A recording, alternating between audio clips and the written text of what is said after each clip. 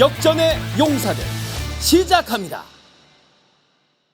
스펙 주말 특집 역전의 용사들 시작하겠습니다. 일요일 밤 8시가 넘은 시각인데요. 지금 구독자분 거의 4,000명 가까이 들어와 계십니다.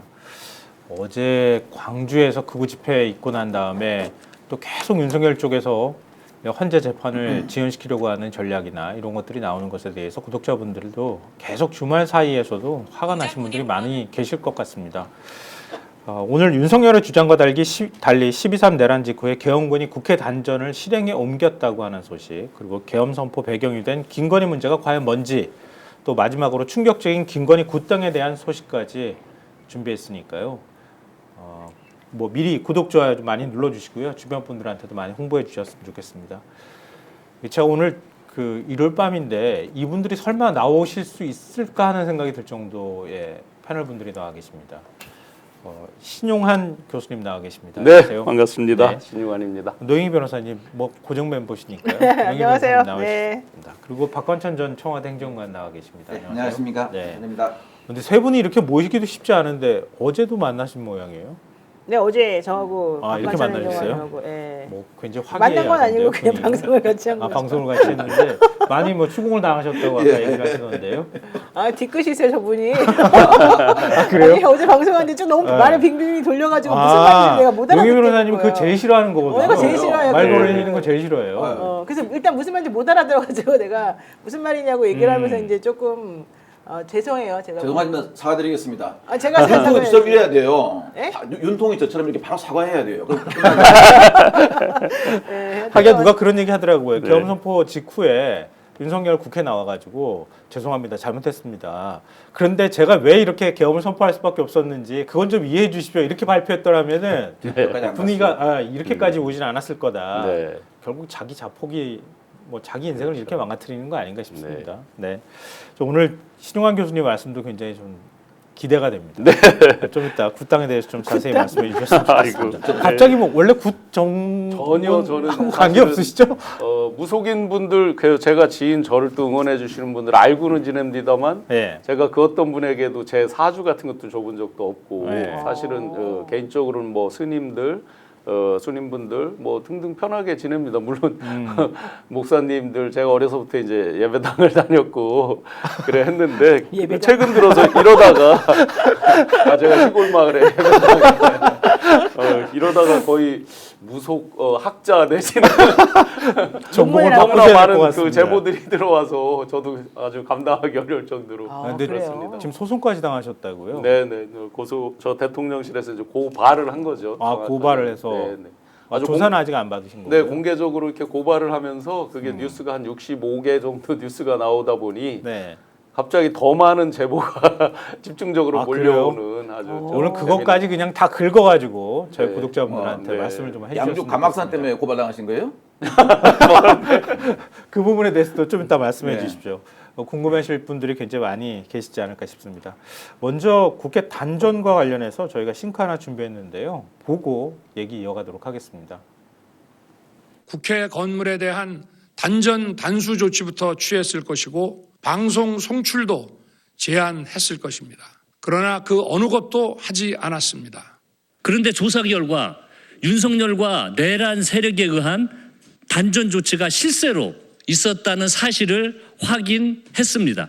즉 국회 기능을 마비시키려 위헌 유법적인 단전 조치를 취한 것입니다. 국회 병력 투입이 질서 목적이었다 하는 뻔뻔한 거짓말로 국민을 기만하지 마십시오. 새벽 1시 6분경 지하 1층 건물 조명이 순식간에 꺼지며 암흑에 잠깁니다. CCTV가 자체적으로 초점을 찾기 위해 영상이 잠시 밝아지지만 다시 어두워집니다. 어떻게 보셨습니까? 세 분 다 아마 놀라셨을 것 같아요.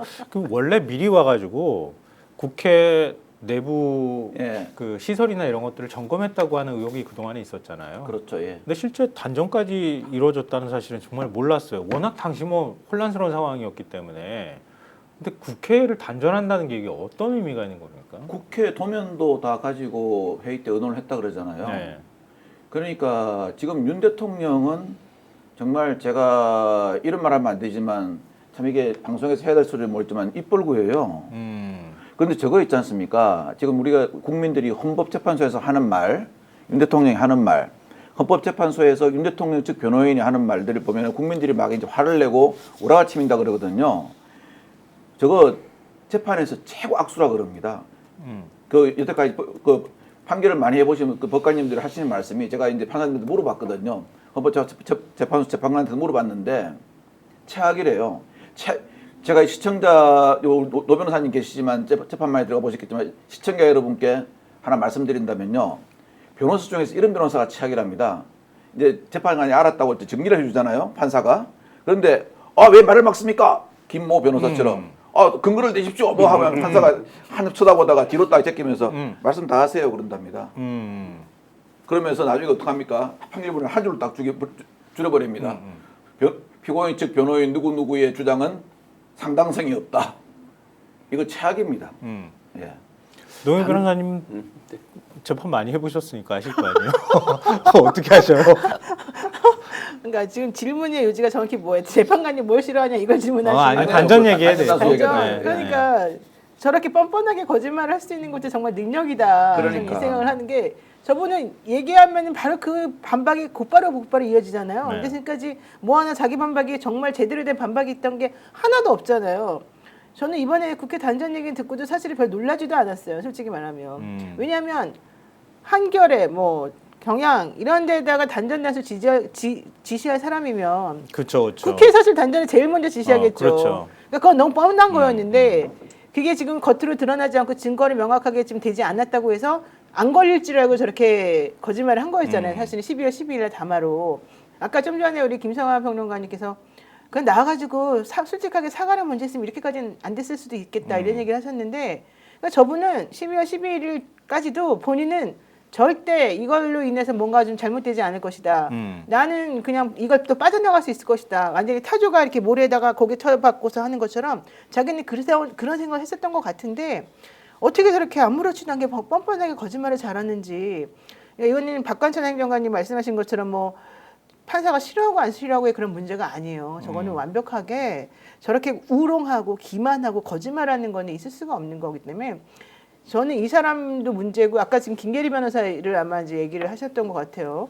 그 헌재에서 김계리 변호사가 왜 윤석열 대통령이 질문을 못하게 하느냐, 도대체 근거가 뭐냐, 뭐 이런 얘기를 질문을 사실 했던 거잖아요. 그래서 헌재 그 소장 대행의 말을 딱 막아버리고 이제 그런 것도 당연히 문제가 되고 안 좋은 건데 그거보다도 지금 윤석열이라고 하는 의뢰인을 옹호할 수 있는 방법이 사실은 없어 보여요. 제가 봤을 때는. 왜냐면 뭐든지 말하면 좀 뭔가 믿을 수 있어야 되는데 모든 말이 다 거짓말이라는 게 딱딱 드러나지 않습니까? 저런 상황에서 변호사가 물론 어떻게 할 수 있을지 모르겠어요. 아니 저 현재 나가지고 5분 만에 바로 거짓말했어요. 그러니까요. 왜 거짓말했냐? 이제 그 서울 경찰청장하고 그 경찰청장을 불렀잖아요. 네네. 그래가지고 이제 변호인이 물었죠. 사전에 이제 그 국회를 갖다가 경력 투입을 안 한 걸로 하려고. 우리가 저 국회 뭐 어디 경력 투입하고 이런 걸 의논한 적이 없자. 피청구라고 한 적이 없죠. 그러니까 김봉식 서울시장에게 경력 배치는 전혀 의논한 적이 없습니다. 그랬는데 가만히 있다가 제가 보니까 4분 10초 만인가요? 유승민 그냥 탁 나오더만. 그날 뭐 이야기하는데 서울청장하고 경찰청장이 도면을 가지고 와가지고 각 문을 그려가지고 여기에는 병력을 몇 명 세우고 하길래 나는 그걸 의논하는 걸 옆에서 지켜보고 있었다. 앞에 앉아가지고. 그래서 제가 김봉기 서울청장이 계속 쳐다보더니 눈을 돌리더라고요. 그래서 얼마나 당황스러울까.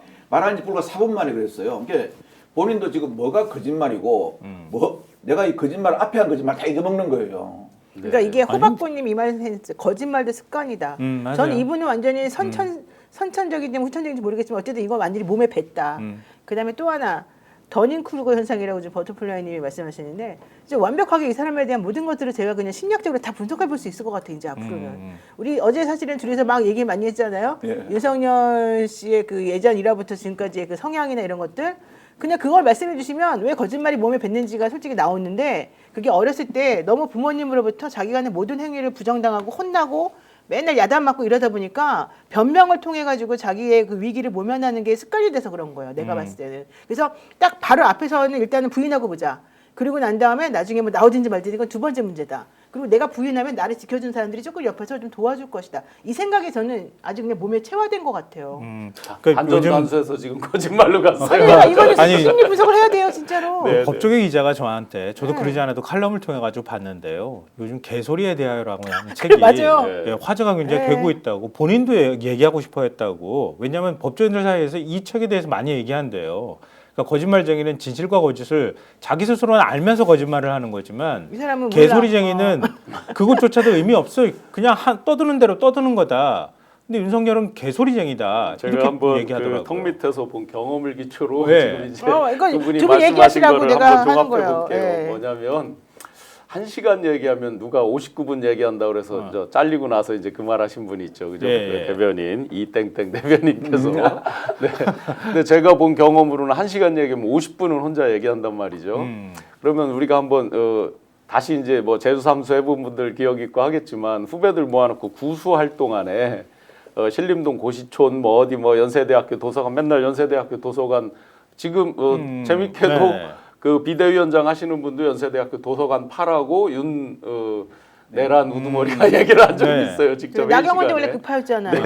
그걸 이른바 신춘파라 그러는데. 신촌파들. 그러면 이제 구수하는 동안에 후배들하고 막걸리 한 사발 하고 뭐 한 50분 얘기한다 쳐보세요.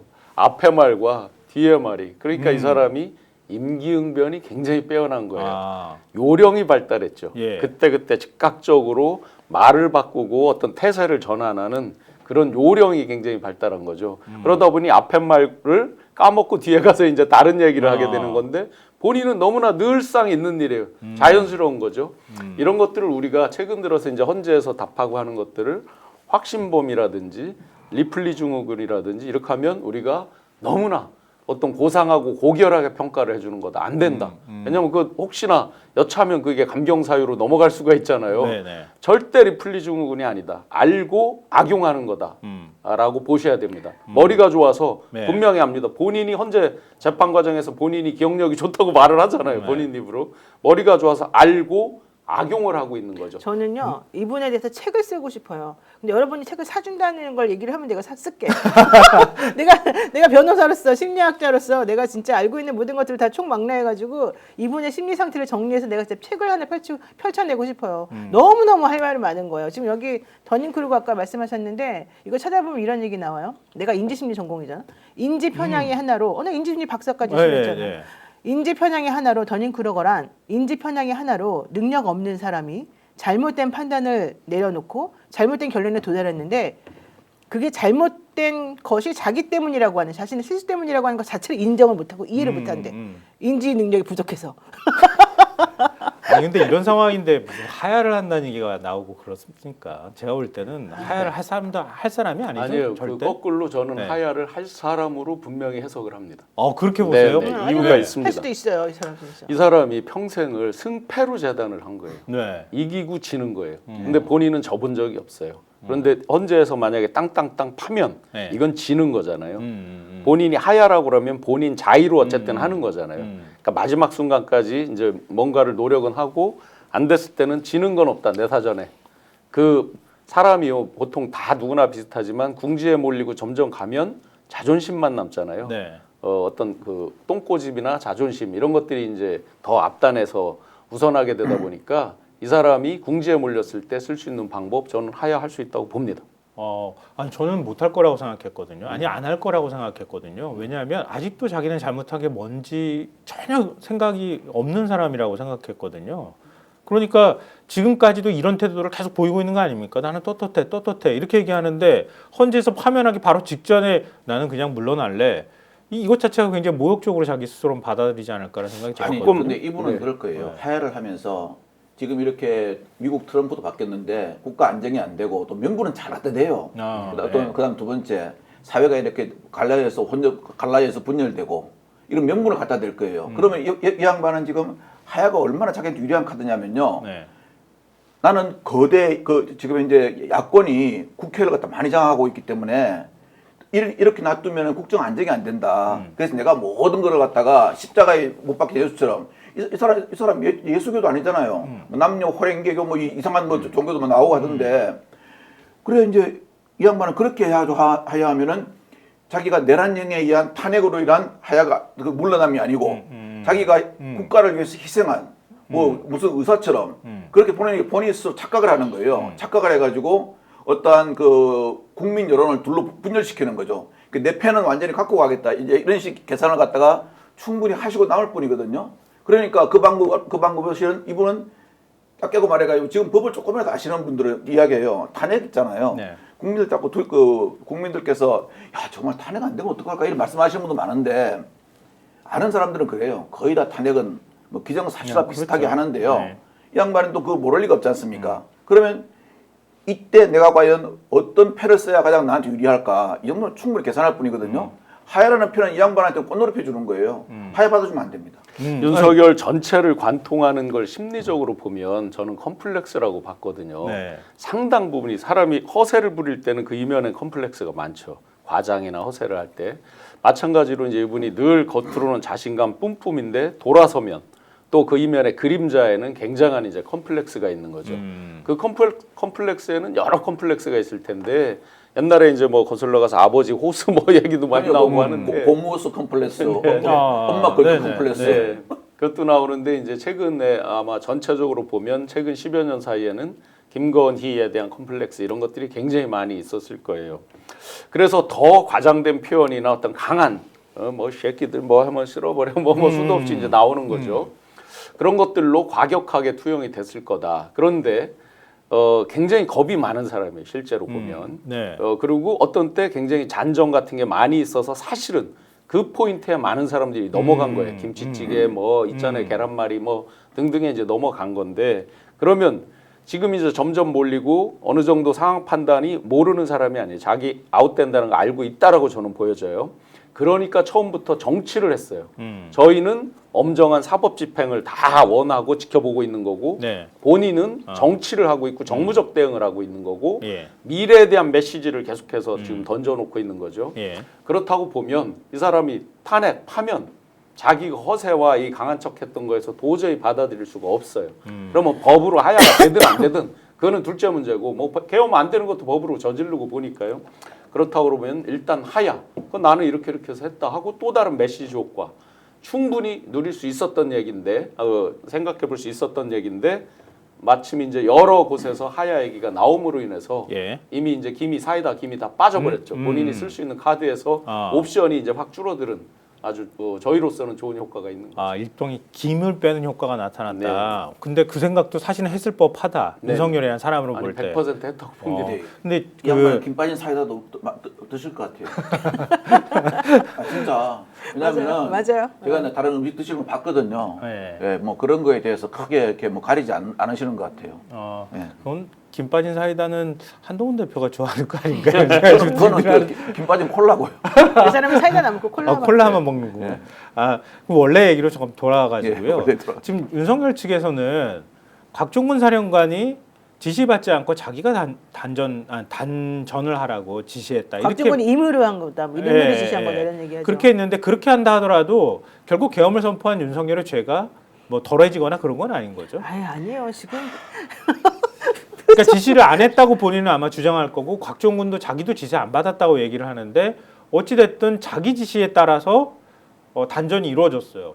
국회 단전을 했다고 하는 거는 심각하게 국회 기능을 훼손하거나 아니면 정지시키려고 했다는 그렇죠. 의도로 보이는 거잖아요. 이게- 근데 윤석열은 나는 안 시켰어 이렇게 지금 얘기를 한단 보세요. 말이에요. 이게 그때 단전한 사람이 누구냐면 707 특임단 네네, 그 특임단장, 7명 김현태. 소속 군인 네. 7명이잖아요. 12월 4일 날 비상계엄 해제가 되자마자 뭐 몇 분 안에 사실 이제 이 일이 벌어졌대요. 그 얘기는 네. 명령을 듣고서 자기가 실행하기까지 중간에 시간이 좀 있으니까 네. 그 시간 있는 동안에 계엄 해제가 이루어졌는데 그걸 몰랐었기 때문에 이 일을 한 거잖아요. 그렇죠. 근데 지금 여기에서 곽종근도 아니라 그러고 대통령도 아니라 그러면 그럼 누구의 명령을 듣고 이 사람 7명이 미친 짓을 했냐는 거가 이제 핵심이잖아요. 근데 그거를 이 사람들이 우리는 그냥 우리가 알아서 자발적으로 했습니다라고 할까요? 전혀 아니죠. 이거는 아무리 그 사람들이 아니라고 해봤자 소용이 없어요. 이거는 실제 위에서 지시가 내려왔기 때문에 하는 거지. 게다가 우리가 곽종건의 성격을 알잖아요. 지금까지 곽종건 나와가지고 한 행동이나 말이나 이런 걸 보게 되면 이 사람도 그냥 시키니까 시키는 명령에는 잘 따르는 사람이면 자체적으로 자기가 뭘 막 나서가지고 하거나 이럴 사람은 절대 아니라는 걸 우리가 알겠잖아요. 그럼 이 사람이 정말 아무런 것도 없이 자기가 뭐 그냥 혼자 알아가지고 이 미팅 짓에 동참했다? 내지는 자기가 모든 걸 뒤집어 쓰겠다?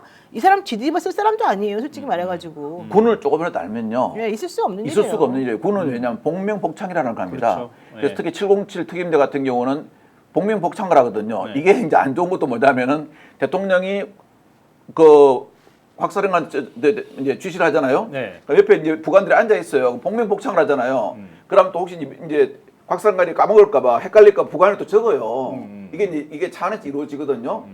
그런데 그 당시에 생각해 보세요. 그 당시에 16명 00시 32분에 16명 들어갔어요. 그 중에 7명이 그 01시 1시 6분 26초에 지하 분전함에 딱 도착했어요. 네. 그래가지고 그 지하 1층들 차단하거든요. 그래서 그 5분 48초간 차단이 됐어요. 이게요. 네, 이 일이 말입니다. 복명복창이 없이 이루어졌다. 그 누구 뭐 마음대로 이루어졌다. 그거는 이제 그런 말을 하니까 군 미필자 회전하는 거예요. 군대 똑같아 한다니까요. 아니 군대에서 이등병만 해도요. 필자예요 본인도? 저는 최전방군생. 예. 이러니까 군 미필자 소리 듣는 거예요. 왜냐하면은 복명복창 우리가 얼마나 많이 이야기합니까? 그리고 복명복창을 모르니까 이제 이런 이야기 하는 거예요. 좀 전에 우리 박관철 행정관님께서 깊은 단전에서 올라오는 한숨 소리가 났어요. 아마 곽종근 사령관이 그 대통령 전화를 받고 허공에다 대고 단결했다는 거 아니에요? 인사를 그렇죠. 했죠. 그런 정도로 예. 복명복창 얘기하니까 바로 즉각적으로 그렇게 나올 정도인데 너무 답답해서 단전 호흡을 좀 한번 하고 했는지 단전 단수 우리가 어떻습니까? 이게 민간에서도요. 보통 명도 소송이나 뭐 법률 잘 아시지만 계약서의 특약 이런 데에서 예를 들어서 2번, 3번 이상의 뭐를 하지 않았을 때 단전 할 수 있다라고 특약사항 이런 거 집어넣고요. 그렇게 해도요. 실제로 단전 단수를 했을 때 처벌을 받아요. 네. 어거지로 강제로 그렇죠. 했을 때 형사처벌을 받기도 해요. 아마 국회가 전기료를 안 냈나요? 단전을 하게. 이 사람들이 정말 그 사전에 모든 그 배치, 도표, 분전반 이런 거 어디 있는지 일반인이 잘 알기 어렵잖아요. 그렇죠. 예, 그런 것들을 다 보고 정말 계획적으로 했다. 그런데 우리가 이 대목에서 다 같이 한번 우리가 지금 이 얘기가 나오고 했던 거 여러 가지 논란을 하고 있는 거는 헌재 재판이잖아요. 헌재에서 내란이 성립해서 이게 이제 일종의 이제 헌법 가치에 위반되고 훼손돼서 파면 될 거냐 말 거냐잖아요. 단전을 누가 지시했느냐 말았느냐 아무 상관이 없잖아요. 보시면 이건 우리가 형사적인 내란죄에 대해서 되는 그렇죠. 부분이지. 그렇죠. 그러니 저걸 윤석열 내란 수괴가 내란 우두머리가 자기가 지시했다 안 했다 중요하지 대세에 아무 지장 없습니다. 그렇죠. 이게 중요한 게 윤 대통령 측에서 법률 대리인이 입장문을 냈잖아요. 네, 그렇죠. 우리가 시킨 게 아니다. 곽종원 혼자 알아서 한 거다. 근데 뭐라고 했냐? 본인들이 자백한 내용이 나와요. 뭐라고 나오냐면 707 특수임무단에 부여된 출입 통제 임무를 수행하기 위해서 한 거다. 그러니까 국회 기능 마비를 위한 게 아니라 실제 이 행동은 707 특수임무단에 부여된 게 출입 통제였는데 그 임무를 수행하기 위해서 한 것으로 보인다. 그럼 실질적으로는 자기네들이 윤석열 씨가 특수임무단에 이 출입을 통제하라는 얘기는 사실 포괄적으로 이제 한 거잖아요. 네, 그렇죠. 그러면 실제 단전도 결국은 이 사람이 시킨 거나 마찬가지가 된단 말이에요. 그러니까 이걸 가지고서 뭐 이거는 뭐 더 이상 뭐 자기네들은 빠져나오고 싶다? 아예 절대 안 된다. 아니 그러니까 그걸 해석하자면 시민 폭도가 국회를 쳐들어올까봐 국회에 전기를 끊어버린 거예요. 미리. 네, 그 논리상으로는 그렇게 연결되는 거 아닙니까? 어이가 없는 거죠. 단전 단수는 있잖아요. 왜 지시했다는 게 명백한 두 가지 증거가 있어요.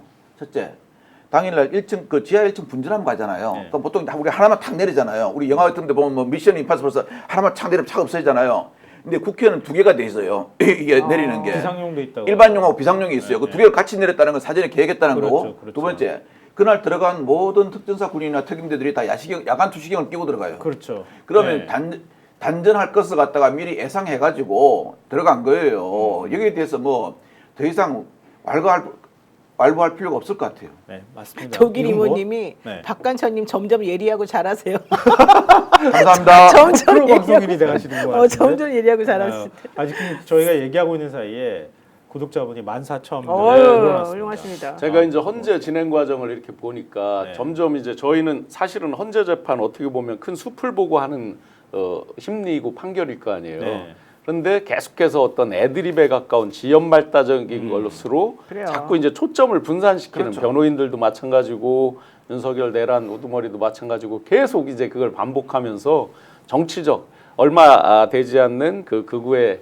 지지자들에게 보내는 메시지 효과 이런 쪽에 이제 계속해서 집중을 하는 게 여실히 지금 보여지고 있거든요. 그러다 보니까 많은 국민들께서 이제 짜증난다, 한숨 드시고 왜 이렇게 길어지냐, 뭐 이런 것들이 이제 또 이러다가 혹시 잘못되는 거 아니냐 이런 우려까지 막 생기는데 큰 틀의 그 숲의 모습에 있어서는 아까도 그럼 다시 거슬러 가면 국회 군대를 진입시키지 않았으면 자기들 한 말로 네. 그대로 반사시켜 드리겠습니다.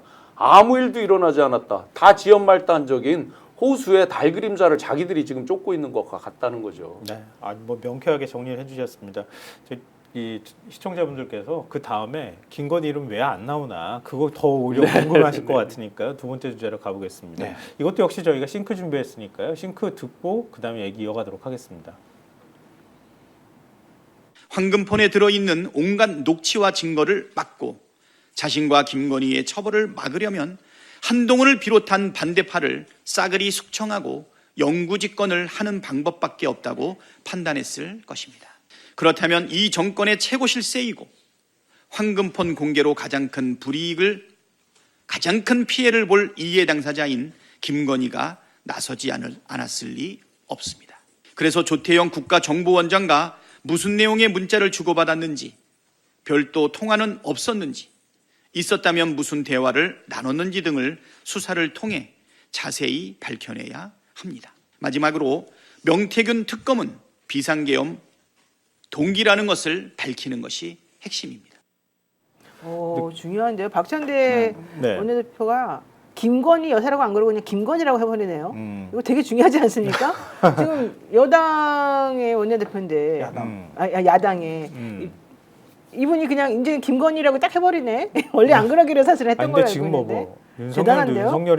윤석열 대통령이라고 안 부르는 마당에 뭐 영부인도 그러니까. 여사라고 뒤에 부르게 생겼으니까. 실제 저는 근데 원래는 그렇게 불렀었거든. 12월 3일 이전까지 어찌됐든 인간적으로 제가 함께했던 분들에 대해서 윤석열 대통령, 김건희 여사 깍듯이 했습니다. 그 부분은 제가 인간적인 부분이라고 생각을 했었습니다. 네. 그런데 이제 저도 두 통의 전화를 받고 뭐 정신이 없던 날이고 체포당하니까 피해라 뭐 등등등 많은 국민들 가슴에 총뿌리를 겨눈 거잖아요. 네. 그 뒤에 제가 해줄 수 있는 예우는 이미 다 했다. 더 이상의 예우는 없다. 할 필요가 없다. 그건 자기들이 자초한 거니까요. 그래서 제가 정확한 제가 부르는 게 폄하하는 게 아니에요. 내란 우두머리 분명히 공소장에 있는 용어입니다. 네. 그리고 김건희 뭐 더 이상 어떤 예우를 하겠습니까? 근데 이게 그 계엄 선포 배경에 김건희 문제가 있다. 이 의심을 더 크게 키운 사람이 김봉식 서울청장이잖아요. 그렇죠. 그게 뭘 것 같으세요? 자, 사적인 게.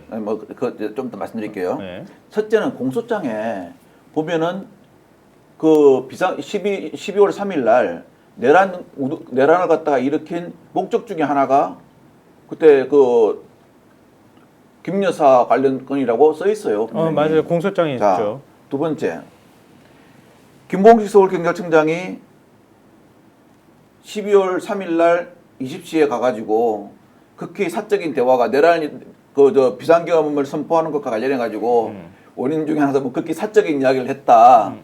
사적인 이야기를 했다는데 사적인 상황을 이야기했을 것 같아요, 저는요. 사적인 상황. 네, 사적인 어떤 자기가 이렇게 상당히 소위 말하는 경로하는 상황이 뭐 때문이다라는 상황을 이야기했을 것 같아요. 네. 왜냐하면은 이 대통령과 어제도 말씀드렸지만 대통령과 영부인이 관제에서 한 발자국이라도 나오면 딱 세상에 아는 사람이 두 명이 있어요. 경호처장과 서울경찰청장은 알 수밖에 없습니다. 이게 설사 비공식으로 나온다 하더라도요. 왜냐하면 차를 갖고 나오면은 암묵적으로 교통통제를 조금씩 해줍니다. 네네. 그 다음에 두 번째 경호는 반드시 따라 붙거든요.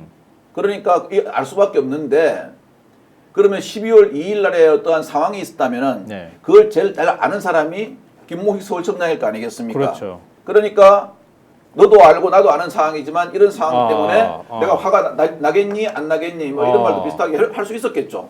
그렇기도 한데요. 예. 그 생각까지는 사실 안 했거든요. 만약에 무슨 일이 있다고 하면은 제일 먼저 할 사람이 김봉식 청장이 당연하죠. 왜냐면은 이제 이거는 경호상의 좀 그건데 하여튼 비공식 나와도 있잖아요. 서울청에서 교통통제는 반드시 해줍니다. 비공식 나와도.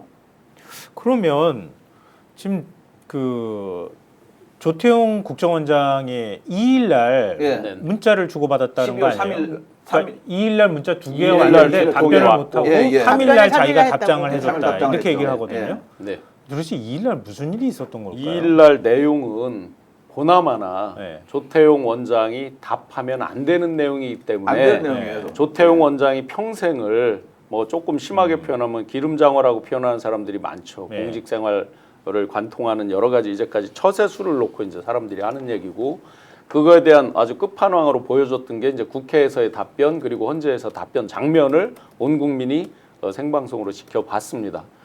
그러면 이 사람이 과연 바보라서 어떤 답을 안 보지는 않았을 거고요. 그날 그 여러 가지 상황들이 긴박하게 또 돌아갔을 그렇죠. 테니까 자기들은 예. 분명히 봤는데 전체 앞 A부터 Z까지 상황이 안 깨지니까 섣불리 답을 했다가 이거 나중에 큰일 난다. 처세를 정말 잘 해와서 이날까지 뭐 외교부 차관, 장관, 안보실장 다 하면서 그렇죠. 이제 국정원까지 왔기 때문에 예. 한 번 더 상황을 보고 답을 해야지겠죠. 본인이 전체적으로 깨지는 아마 그런 상황이 있었을 것이고 이따가 제가 이런 거 관련해서 예. 엊그제 이제 홍장원 차장이 자승 얘기를 했죠. 예. 제가 뭐 놀라운 사실은 그래요. 제가 자승 스님 그 입적 소신공양 이야기를 바로 이 스픽스 끝나고 요 앞에 커피숍에 SBS, JTBC 기자분들이 찾아왔을 때 예. 제가 이걸 잘 기억하고 계셔라. 이게 곧 나올 거다. 아. 그러니까 잘 체크를 하셨다가 예. 나오면은 정확히 취재를 해보셔라. 사전에 예. 취재를 해보시는 것도 필요하다라고 제가 말씀드린 바가 있습니다.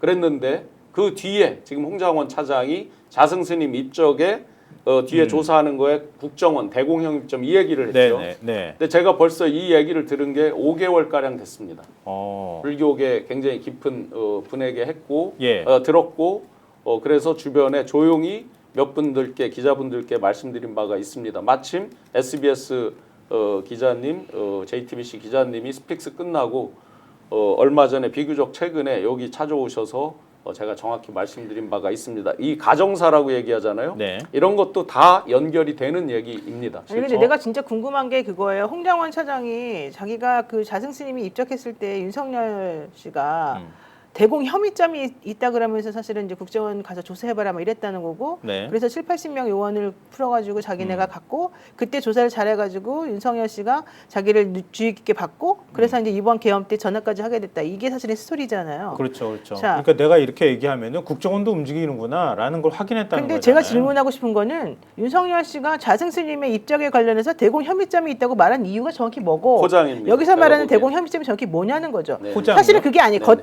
이 말은 그렇게 했지만 내가 알기로는 대공 혐의점 같은 거 없어요. 네, 그렇죠. 없고 대신에 없어요. 그분이 이제 그렇게 돌아가시게 된 상황과 관련해 가지고 뭔가를 감추기 위해서 저는 이 국정원 요원들을 네, 거기에 제가 맞습니다. 파견시켰다고 오히려 거꾸로 보거든요. 거의 네. 지금 맞는 아, 말씀인데 제가 들은 데를 아마 왜, 이게 솔직히 처음으로 말해보세요. 제가 네, 아마 언론에서 말씀해 말씀드린 이게 중요해요, 이런 것 같아요. 게. 예. 이건 굉장히 불교계 깊은 분들께 이제 들은 말씀입니다. 뭐 이 말씀을 해주신 분 뭐 분명히 근거가 있고 저 혼자 들은 게 아니에요. 3명이 있는 자리에서 나왔던 말씀이기 때문에 뭐 예. 정확한 말씀이고 실제 제 제가 수기 메모를 많이 공개했잖아요. 그 수기 메모에 보면 자승스님 함자가 몇 번이 나오죠. 무속에 대한 대책회의 이런 거 할 때도 나오고 사실은 제가 소위 이제 그 불교라든지 정통 교단 이런 데 결례가 될까 싶어서 그 말씀을 잘 안 드렸었는데 꼭 이제 무속이나 이런 거에 대한 회의를 하고 나면 그런 대책을 뭘로 할까 할 때 어떻게 됩니까?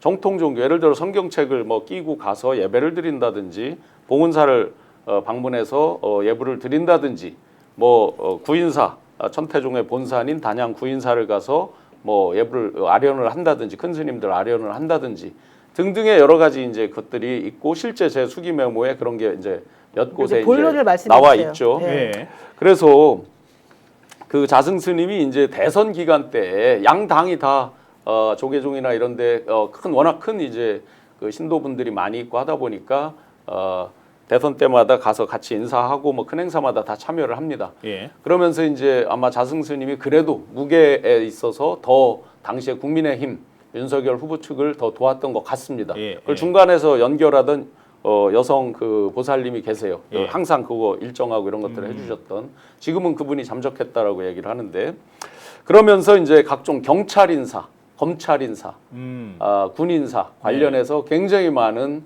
로비 어떤 그 뭐라 그럴까 청탁 예, 예. 이런 것들이 자승 스님 통해서 꽤나 많이 있었다라고 늘 합니다. 예. 이거는 찌라시에도 꽤 많이 나온 적이 있습니다, 실제.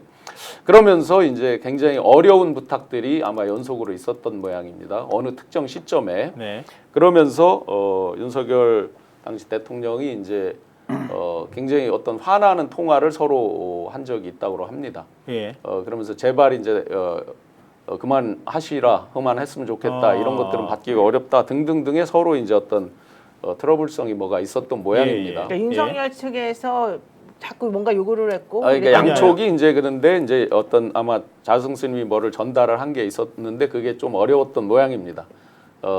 그런데 뒤집어서 이제 여러 가지 또 이쪽에서 요구한 것도 있고 서로 그러겠죠. 예. 그러면서 이제 그날 굉장히 서로 격분해서 하는 통화가 있었고 예. 김건희 여사와도 통화가 있었다라고 들립니다.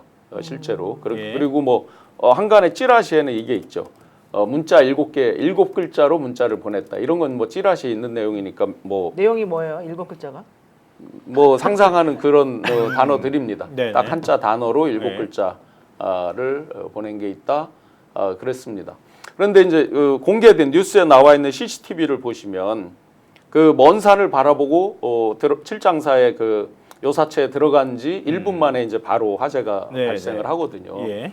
그러면 본인이 이 일반인의 경우에 본인이 어떤 불을 내서 그렇게 이제 스스로 어떤 선택을 한다. 정말 쉽지 않은 얘기입니다. 저희가 화생방 훈련 이런 거 할 때 조금만 빛만 들어도 코를 서로 그렇죠. 들이대고 살으려고 하는데 예. 그거는 본능적으로 굉장히 어려운 거죠. 굉장히 큰 마음에 뭐를 가지고 있었다. 그리고 당시에 그래서 굉장히 이제 격한 마음 그때 윤석열 대통령이 했던 말이 국정원과 관련이 있는 말입니다. 그게 어떤 뭐뭐뭐를 더 작고 이렇게 저기를 하시면 우리가 뭐뭐뭐를 오픈하겠다라는 식으로 이제 굉장히 트러블이 있었다는 겁니다. 그럼 자승 스님이 국정원 인사나 국정원과 뭔가 관계된 일을 했다는 의미입니까? 그건 아니죠. 그건 국정원에 아니라는 있는 거죠. 조난 자료가 뭔가 있겠죠. 이제 그런 류의 얘기였던 거 같습니다. 자승 스님과 관련된 제가 조난 여기서도 자료를 뭐 국정원이 갖고 있다. 네네. 뭐 그런 것들에 대해서 이제 만약에 더 저기를 하면 굉장히 안 좋게 이제 저기를 하겠다는 식의 이제 얘기가 있었다고 합니다. 그리고 이제 상좌 스님께 뭐 이름 대면 다 아시죠. 상좌가 누구신지 지금 전화를 이제 했다고 하고 그래서 112 등등에 이제 신고를 했는데 이상하잖아요. 112에 신고를 했는데 국정원이 맨 먼저 그때 당시 뉴스에도 이미 나와 있습니다. 국정원이 맨 먼저 도착했다는 게 나와 있습니다. 실제로. 그래서 그때도 미스테리라고 했는데 이건 제 이제 뒤에는 이거는 제가 분명히 들은 얘기고 저만 들은 게 아니라 같이 들은 분들이 있으니까 네네. 입증이 가능하고요. 예. 그 말씀 해주신 분도 정확하게 불교계를 너무나 잘 아시는 분이니까 네. 깊숙이 타이틀이 있으신 분입니다. 그런데 이제 제 뒤에 추정 해석의 영역으로 보면 아마 어떤 이제 개인적 트러블이 있었던 거죠, 세게. 그래 네. 그거를 지금 이게 딱 상황이 큰일 났다 하는 내용으로 마지막 통화가 끊겼겠죠. 예.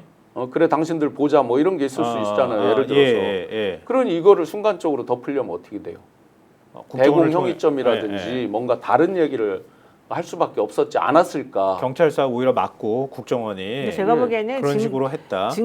증거가 노출되지 않도록 미리 사전에 가서 정리를 한 거죠. 그렇죠. 자승 스님하고 이 대통령과 혹은 부부와의 관계 속에서 뭔가 오고 갔던 여러 가지 것들이 그동안에 검은 커넥션이 있었다는 얘기고 그런 검은 커넥션이 있어가지고 서로 간에 너무 지났으니까 이제 그만해라 서로 어쩌고 저쩌고 하다가 서로 이제 트러블이 그날 극단적으로 생겼고 이걸 더 이상 이제 해결할 수 없다라고 보니까 사실 본인이 정말로 뭐 소신공양이라고 말은 좋게 하지만 거기 불 지르고 그렇게 한 거 말이 안 된다는 게 우리 소신공양은 생각이었잖아요. 제가 아는 한 불교계에서는 원래는 없습니다. 그러니까 자기 몸에 해를 끼치는 것도 그렇죠. 살생이잖아요. 예, 등신불은 있어도 소신공양은 그러니까 원래는 어쨌든 없었던 거죠. 그때 말이 안 되는 것들이었는데 예, 예. 하여튼 뭐 내부적으로 돈하고 청탁하고 뭐 이런 것들이 다 관계돼가지고 자기네들끼리 이제 문제가 많이 있었다는 얘기가 계속 나왔었는데 예.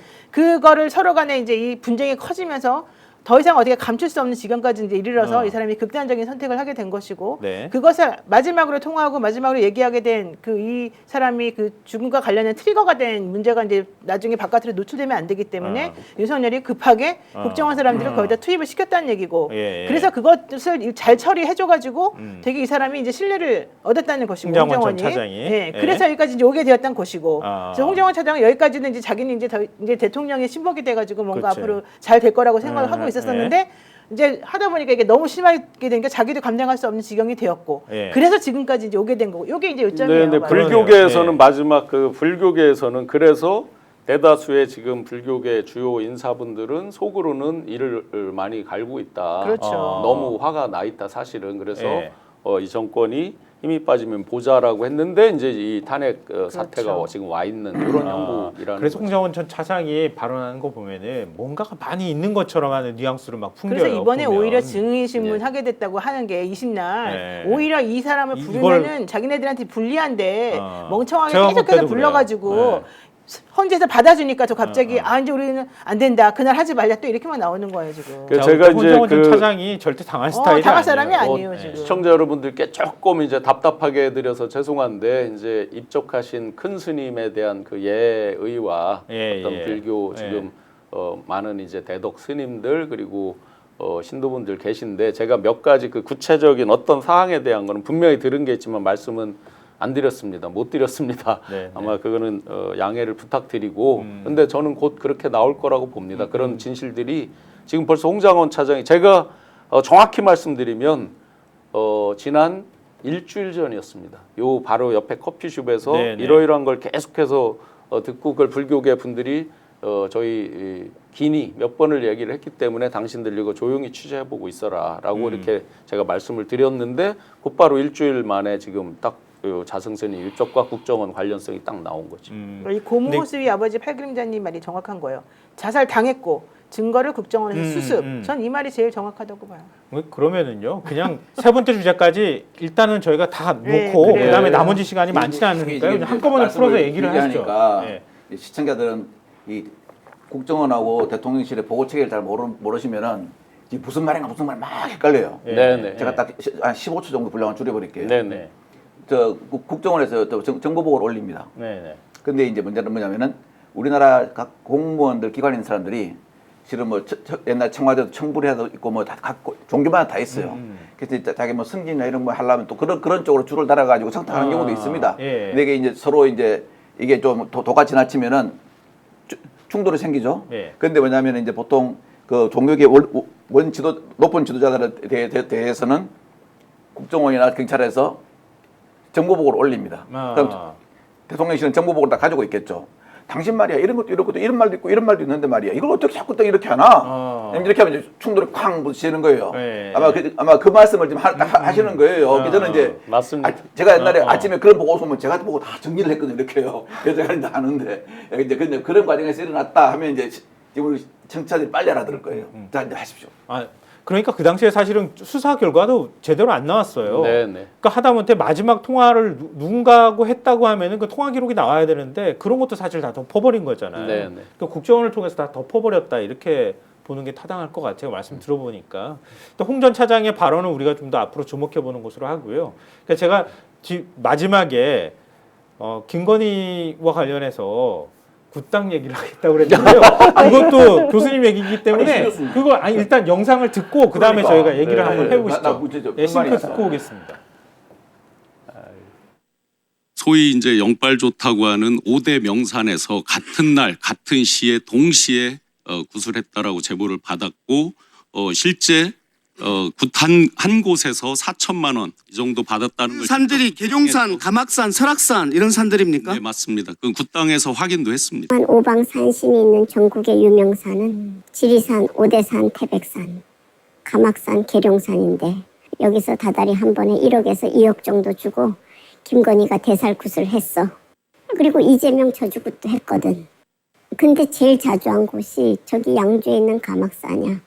거기서는 김건희가 직접 굿을 했어. 김건희 여사도 여기서 했다고 그래서 제가 여기 와가지고. 자주만 해요?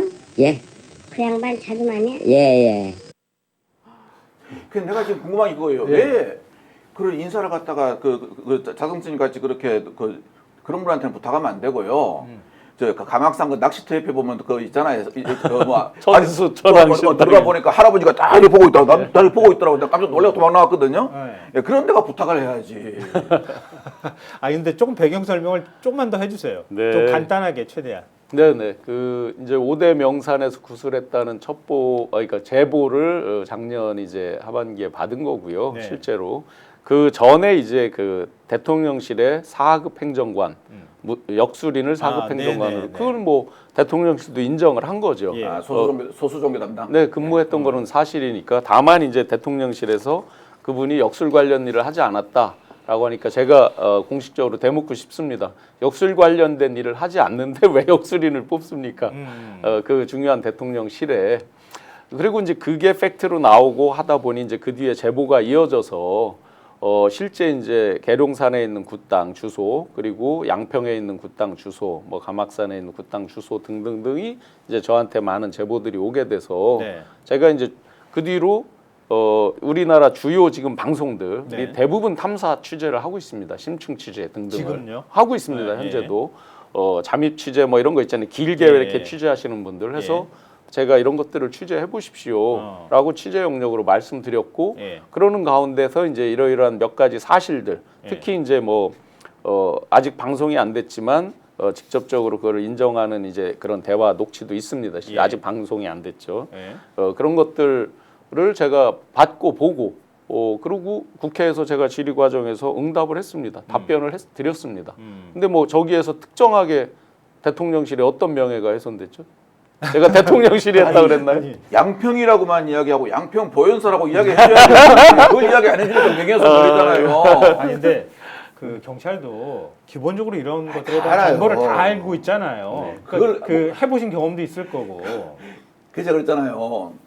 일거수일투족을 제일 잘하는 곳이 경찰과 경호실이라고요. 경호처라고요. 네. 다 알아요.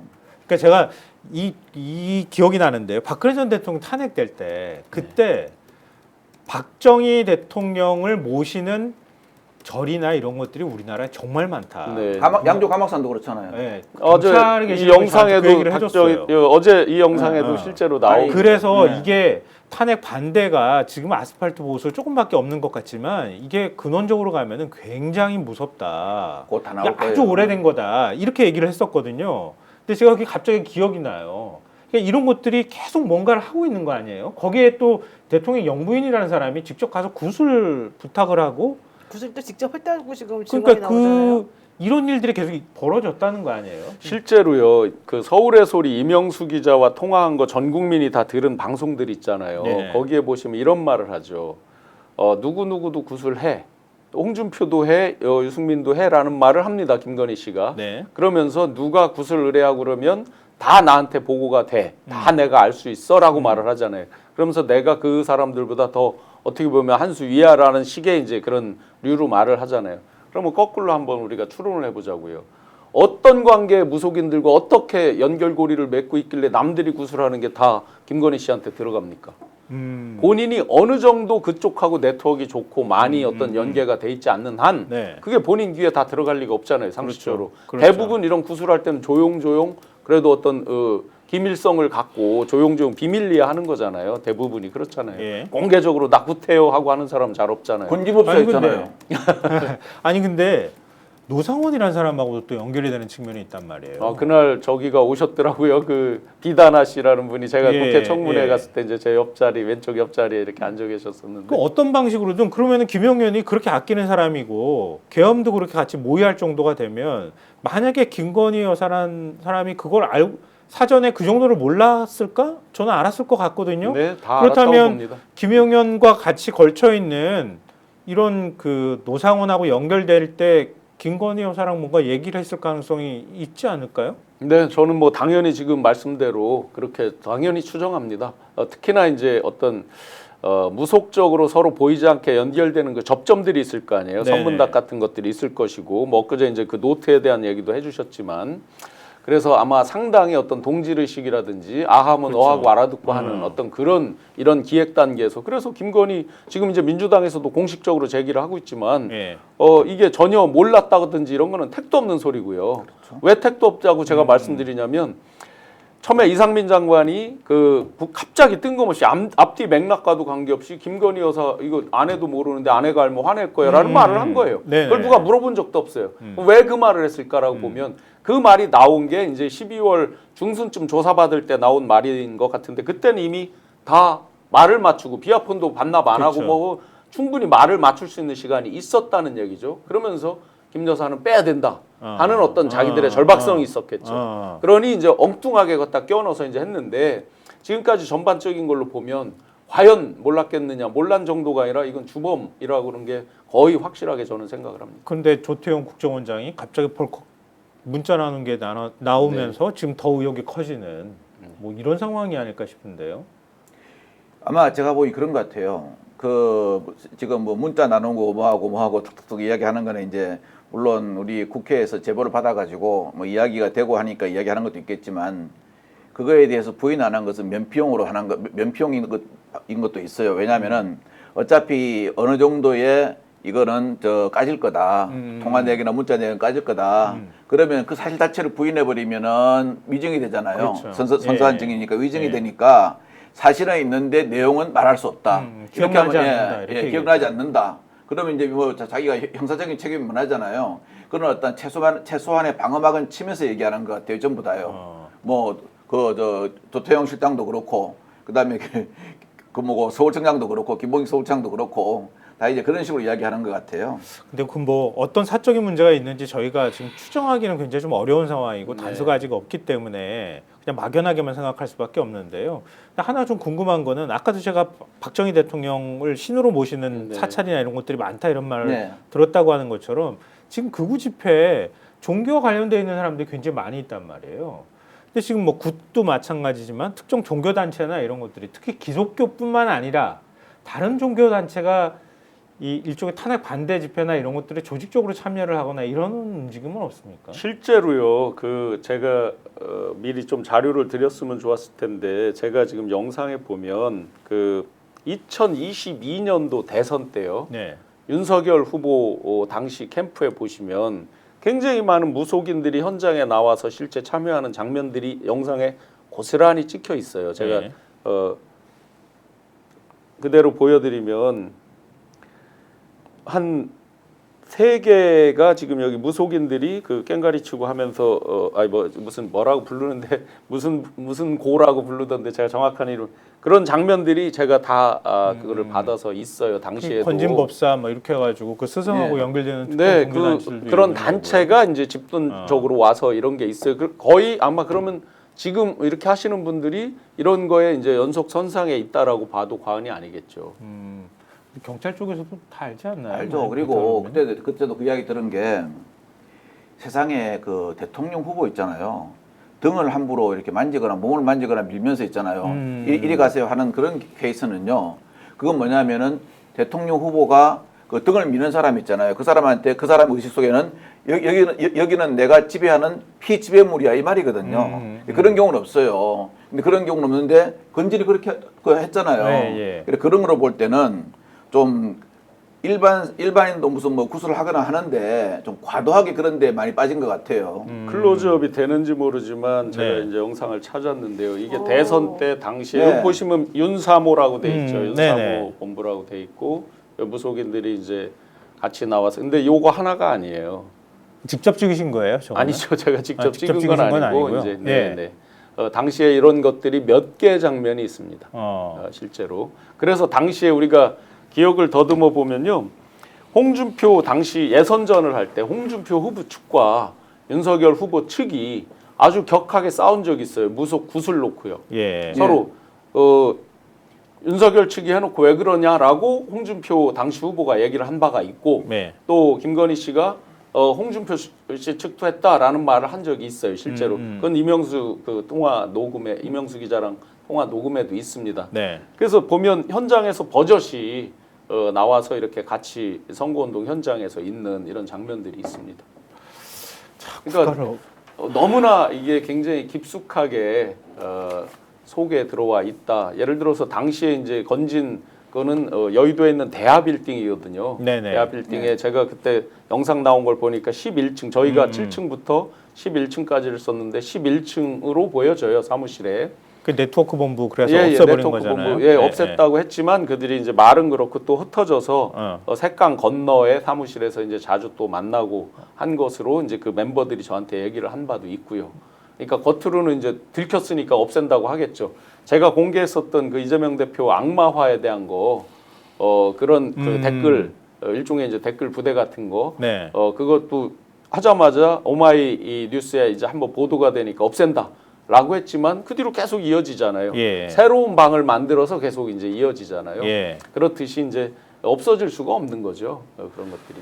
근데 이게 앞으로 어느 정도까지 공개가 될지 모르겠어요. 공개가 되긴 하겠습니까? 이렇게 여기까지 수사가 될지는 모르겠어요. 지금 검찰의 스탠스를 보면요. 저번에 검사장이 했죠. 그 윤석열 대통령, 윤 대통령에 대해서 이거 구속 기소를 하냐 말하냐. 그때도 분위기는 압도적이었대요. 그러니까 구속 기소할 수밖에 없다. 그다음에 창원지검 그 특별조사팀이 월요일 날 중간 수사 결과 발표한다 그러잖아요. 예. 여기 아마 이 팀도 아마 거의 똑같은 지금 스탠스일 거예요. 왜냐하면은 이 더 이상 보호할 수 없다. 그리고 만일 특검이 들어와가지고 이런 의혹을 수사한다면은 검찰은 조직의 명운이 걸리거든요. 그렇죠. 검찰은 조직 논리를 가장 중요시하는 그 하나의 뭐고 저 공무원 조직 중에 하나입니다. 예. 그렇기 때문에 조직이 문제가 생길 때는 과감하게 치거든요. 그래서 제가 보기로는 이미 이제 선은 넘어가 버린 것 같아요. 검찰이 어떤 단계로 얼마나 어떤 스피드로 가느냐가 문제지. 이제는 뭐 제가 보니까 이미 출발은 해버린 것 같아요.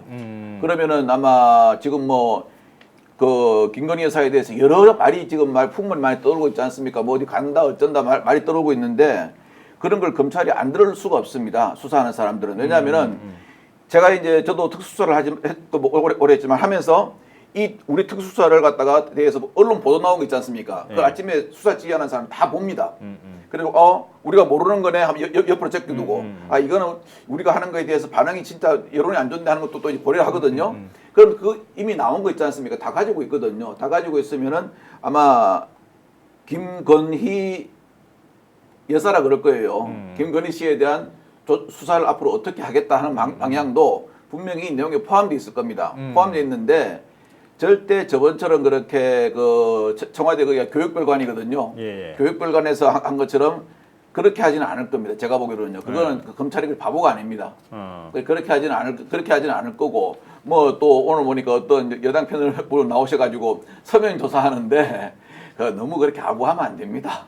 그 가능성 없습니다. 제가 보기에는. 이미 뭐 그걸로 워낙 국민적인 걸 맞았고 말씀드렸었는데 창원지검에서 이제 정말 열정을 갖고 이렇게 조사한다고 느껴져서 저도 자료를 제출하고 했던 검사분은 지금 없으세요. 그 민주당에서 이제 지난번에 며칠 전에 기자회견 하고 이렇게 공개한 거에 보면 그 얘기는 이제 그분이 원대 복귀를 했든 어디 다른 데로 갔든 그 사건으로만 보면 일종의 좌천인 셈이죠. 바뀌어 있으니까. 네.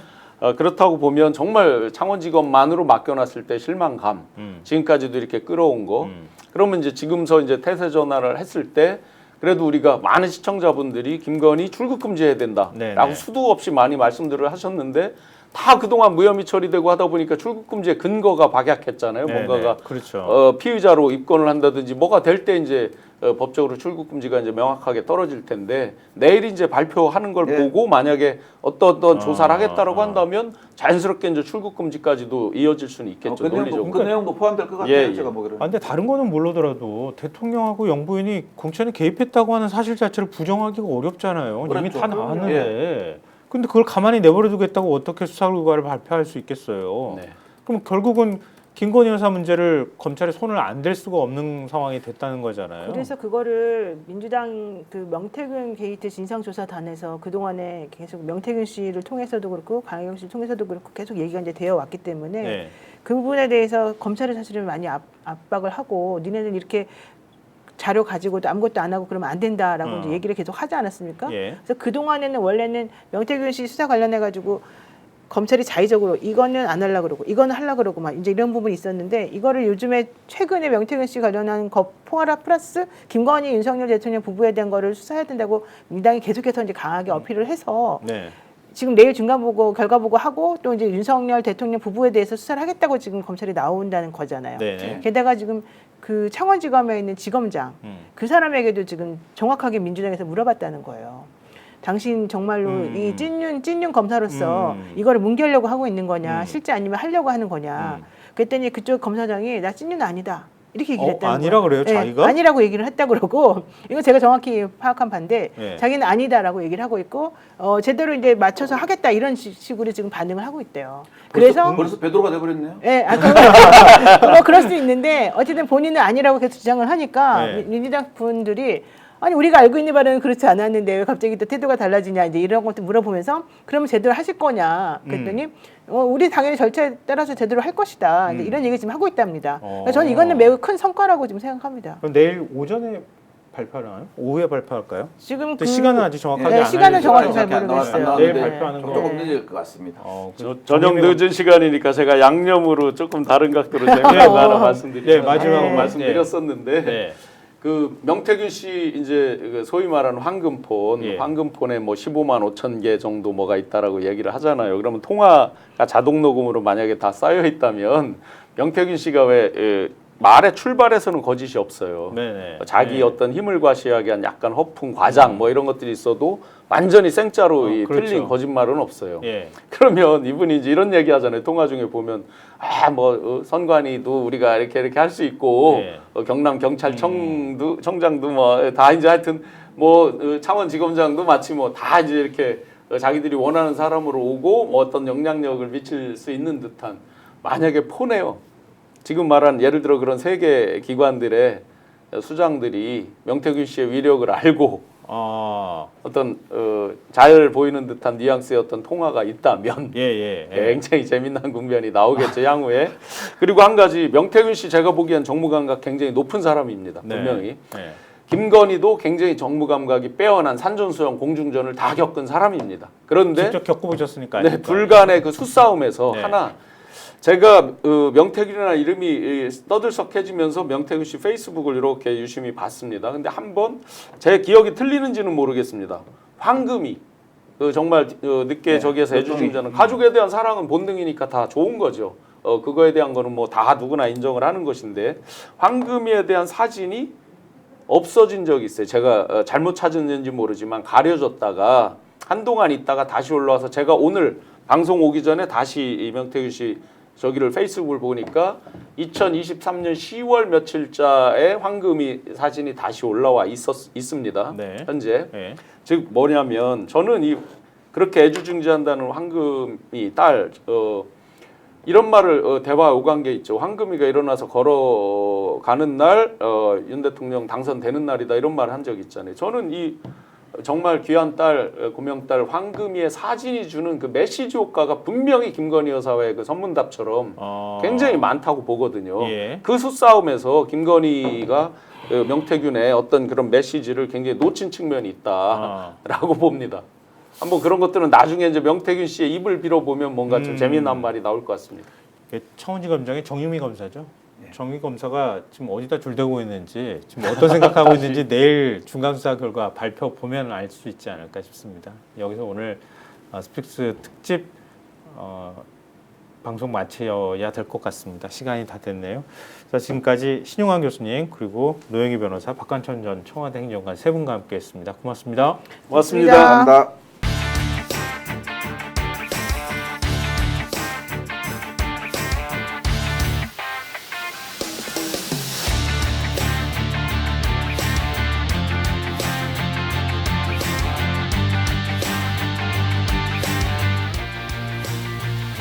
역전의 용사들